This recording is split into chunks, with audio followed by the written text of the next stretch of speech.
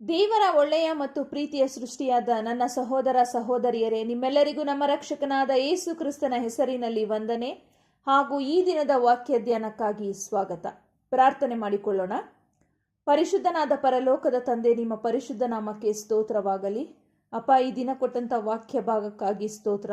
ಆ ವಾಕ್ಯ ಧ್ಯಾನದಲ್ಲಿ ನೀವು ನಮ್ಮ ಜೊತೆಯಲ್ಲಿದ್ದು ನಮ್ಮ ಕಣ್ಣುಗಳನ್ನು ತೆರೆಸಿ ನಮ್ಮ ಹೃದಯದೊಟ್ಟಿಗೆ ಮಾತನಾಡಿ ಅದರಂತೆ ನಮ್ಮನ್ನು ನಡೆಸಬೇಕಾಗಿ ಯೇಸು ಕ್ರಿಸ್ತನ ಹೆಸರಿನಲ್ಲಿ ಬೇಡಿ ಹೊಂದಿದ್ದೇವೆ ನಮ್ಮ ತಂದೆಯೇ, ಆಮೇನ್.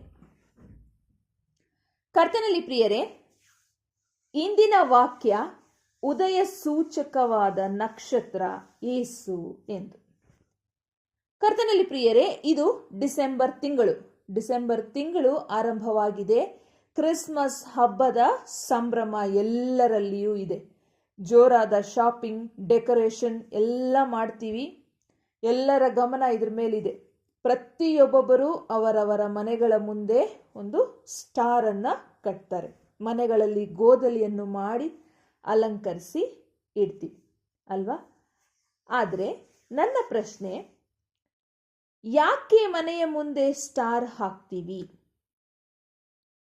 ಇದಕ್ಕೆ ಆಲ್ಮೋಸ್ಟ್ ಎಲ್ಲರ ಉತ್ತರ ಬರೋದು ಯಾಕೆ ಅಂತ ಹೇಳಿದರೆ, ಯೇಸು ಸ್ವಾಮಿ ಹುಟ್ಟಿದಾಗ ಜೋಯಿಸರಿಗೆ ಯೇಸು ಸ್ವಾಮಿ ಇದ್ದ ಗೋದಲಿಯ ದಾರಿಯನ್ನು ತೋರಿಸಿದ್ದು ಆ ನಕ್ಷತ್ರ ಅಂತ ಅಲ್ವಾ?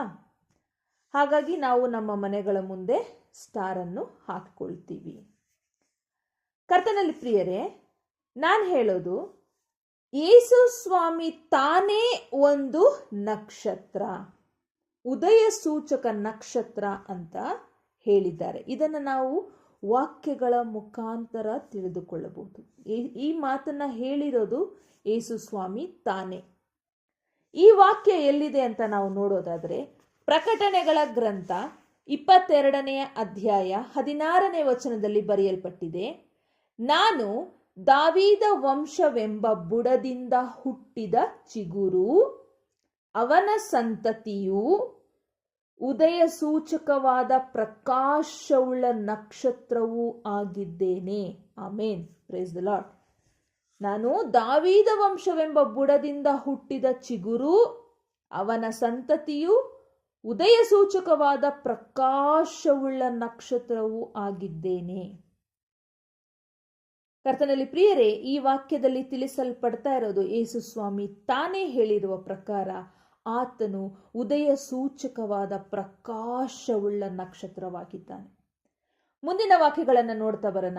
ಏಷಾಯನ ಪ್ರವಾದನೆಯ ಗ್ರಂಥ 60ನೇ ಅಧ್ಯಾಯ 2ರಿಂದ 3ನೇ ವಚನದಲ್ಲಿ ಈ ರೀತಿಯಾಗಿ ಬರೆಯಲ್ಪಟ್ಟಿದೆ, ಇಗೋ, ಕತ್ತಲು ಭೂಮಿಯನ್ನು ಆವರಿಸಿದೆ, ಕಾರ್ಗತ್ತಲು ಜನಾಂಗಗಳನ್ನು ಮುಚ್ಚಿದೆ. ನಿನ್ನ ಮೇಲಾದರೋ ಯೆಹೋವನು ಉದಯಿಸುವನು, ಆತನ ತೇಜಸ್ಸು ನಿನ್ನಲ್ಲಿ ಕಾಣಿಸುವುದು. ಜನಾಂಗಗಳು ನಿನ್ನ ಬೆಳಕಿಗೆ ನೆರೆಯುವವು, ಅರಸರು ನಿನ್ನಲ್ಲಿನ ಉದಯ ಪ್ರಕಾಶಕ್ಕೆ ಬರುವರು ಎಂಬುವಂಥದ್ದು. ಕರ್ತನಲ್ಲಿ ಪ್ರಿಯರೇ, ಇದೂ ಸಹ ಯೇಸು ಸ್ವಾಮಿಯನ್ನು ಉದ್ದೇಶಿಸಿ ಹೇಳಿರುವಂತಹ ವಾಕ್ಯವಾಗಿದೆ. ಎಫೆಸದವರಿಗೆ ಬರೆದ ಪತ್ರಿಕೆ 5ನೇ ಅಧ್ಯಾಯ 14ನೇ ವಚನದಲ್ಲಿ ಈ ರೀತಿಯಾಗಿ ಬರೆಯಲ್ಪಟ್ಟಿದೆ, ನಿದ್ರೆ ಮಾಡುವವನೇ ಎಚ್ಚರವಾಗು, ಸತ್ತವರನ್ನು ಬಿಟ್ಟು ಏಳು, ಕ್ರಿಸ್ತನು ನಿನಗೆ ಪ್ರಕಾಶ ಕೊಡುವನು. ಕ್ರಿಸ್ತನು ನಿನಗೆ ಪ್ರಕಾಶ ಕೊಡುವನು ಎಂದು ಹೇಳಿದೆ. ಮೇಲ್ಗಡೆ ನಾವು ಓದಿರಿ, ಉದಯ ಸೂಚಕವಾದ ಪ್ರಕಾಶವುಳ್ಳ ನಕ್ಷತ್ರವು ಯಾರಾಗಿದ್ದಾರೆ? ಯೇಸು ಸ್ವಾಮಿ ಆಗಿದ್ದಾರೆ. ಇಲ್ಲಿ ಈ ವಾಕ್ಯದಲ್ಲಿ ತಿಳಿಸ್ಪಡ್ತಾ ಇದೆ, ಕ್ರಿಸ್ತನು ನಿನಗೆ ಪ್ರಕಾಶ ಕೊಡುವನು. ಕರ್ತನಲ್ಲಿ ಪ್ರಿಯರೇ, ನಮ್ಮ ದೇವರು ಅಂದ್ರೆ ನಾವು ಆರಾಧಿಸುವಂತಹ ದೇವರ ಒಬ್ಬನೇ ಮಗನಾಗಿರುವ ಯೇಸು ಕ್ರಿಸ್ತನು, ದೇವರ ಕುಮಾರನು, ಆತನು ತಾನೇ ಪ್ರಕಾಶವುಳ್ಳ ಉದಯ ನಕ್ಷತ್ರವಾಗಿದ್ದಾನೆ. ಲೂಕನು ಬರೆದ ಸುವಾರ್ತೆ 1ನೇ ಅಧ್ಯಾಯ 78-80 ವಚನಗಳಲ್ಲಿ ಈ ರೀತಿಯಾಗಿ ಬರೆಯಲ್ಪಟ್ಟಿದೆ, ನಮ್ಮ ದೇವರು ಅತ್ಯಂತ ಕರುಣೆಯಿಂದ ದಯಪಾಲಿಸುವ ಪಾಪ ಪರಿಹಾರವೆಂಬ ರಕ್ಷಣೆಯ ತಿಳುವಳಿಕೆಯನ್ನು ಆತನ ಪ್ರಜೆಗೆ ಕೊಡುವವನಾಗಿಯೂ ಇರುವಿ. ಆ ಕರುಣೆಯಿಂದಲೇ ನಮಗೆ ಮೇಲಿಂದ ಅರುಣೋದಯವು, ಕತ್ತಲಲ್ಲಿಯೂ ಮರಣಾಂಧಕಾರದಲ್ಲಿಯೂ ವಾಸಿಸುವವರಾದ ನಮಗೆ ಪ್ರಕಾಶ ಕೊಟ್ಟು ನಮ್ಮ ಕಾಲುಗಳನ್ನು ಸಮಾಧಾನದ ಮಾರ್ಗದಲ್ಲಿ ಸೇರಿಸಿ ನಡೆಸುವುದು ಅಂದನು. ಆ ಬಾಲಕನು ಬೆಳೆದು ಆತ್ಮದಲ್ಲಿ ಬಲವುಳ್ಳವನಾದನು. ಕರ್ತನಲ್ಲಿ ಪ್ರಿಯರೇ, ಈ ವಾಕ್ಯವು ಸಹ ನಮ್ಮ ರಕ್ಷಕನಾದ ಯೇಸು ಕ್ರಿಸ್ತನ ವಿಷಯದಲ್ಲಿ ಬರೆಯಲ್ಪಟ್ಟಿದೆ. ಕರ್ತನಲ್ಲಿ ಪ್ರಿಯರೇ, ಆತನು ನಮ್ಮೆಲ್ಲರ ಜೀವನದಲ್ಲಿ ಉದಯ ನಕ್ಷತ್ರವಾಗಿದ್ದಾನೆ. ಈ ಉದಯ ಸೂಚಕ ನಕ್ಷತ್ರವು ನಮ್ಮೆಲ್ಲರ ಮನೆ ಮನಸ್ಸುಗಳಲ್ಲಿನ ಕತ್ತಲನ್ನು ಪರಿಹರಿಸಿ ಉಜ್ವಲವಾದ ಬೆಳಕನ್ನು ತುಂಬಿಸಿ ಅದರಂತೆ ನಡೆಸಲಿ. ಕರ್ತನಲ್ಲಿ ಪ್ರಿಯರೇ, ಈ ಡಿಸೆಂಬರ್ ತಿಂಗಳಿನಲ್ಲಿ ಆಗಲೇ ನಾನು ಹೇಳಿದ ಹಾಗೆ ಎಲ್ಲರಲ್ಲಿಯೂ ಒಂದು ಸಂಭ್ರಮ ಇರುತ್ತೆ, ಕ್ರಿಸ್ಮಸ್ ಹಬ್ಬದ ಆಚರಣೆಯ ಸಂಭ್ರಮ. ಹಾಗಾಗಿ ಈ ಹಬ್ಬದ ಸಂಭ್ರಮಾಚರಣೆಯ ಸಮಯದಲ್ಲಿ ನಮ್ಮನ್ನು ನಾವು ನೋಡಿಕೊಳ್ಳುವುದು ಮಾತ್ರವಲ್ಲದೆ ಇತರರ ಕಡೆಗೂ ಗಮನ ಹರಿಸಿ ನಮ್ಮಿಂದಾದ ಸಹಾಯವನ್ನು ಇತರರಿಗೆ ಮಾಡುವುದರ ಮೂಲಕ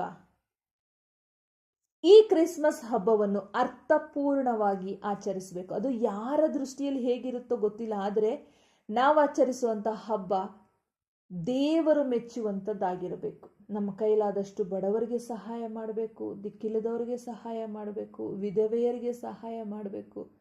ನಮ್ಮ ಕೈಯಲ್ಲಾದಷ್ಟು ಅವರ ಕಣ್ಣೀರನ್ನು ಒರೆಸಬೇಕು. ದಯಮಾಡಿ ಈ ಎಲ್ಲ ಸಹಾಯಗಳನ್ನು ಮಾಡುವ ಶಕ್ತಿ ಯಾರಲ್ಲಿದೆಯೋ ಅಂಥವರಾದ ನೀವು ಅದನ್ನು ಹೊಂದತಕ್ಕವರಿಗೆ ತಪ್ಪಿಸ್ಬೇಡ್ರಿ. ದೇವರೇ ನಿಮ್ಮ ಹೃದಯದಲ್ಲಿ ಮಾತನಾಡ್ತಾರೆ ಯಾರಿಗೆ ನೀವು ಸಹಾಯ ಮಾಡಬೇಕು ಅಂತ. ಆತನ ಸ್ವರವನ್ನು ಕೇಳಿ ಆತನು ತೋರಿಸಿದ ಮಾರ್ಗದಲ್ಲಿ ನಡೆಯಿರಿ. ಮತ್ತೆ ಈ ಕ್ರಿಸ್ಮಸ್ ಹಬ್ಬವನ್ನು ಅರ್ಥಪೂರ್ಣವಾಗಿ ಆಚರಿಸಬೇಕು.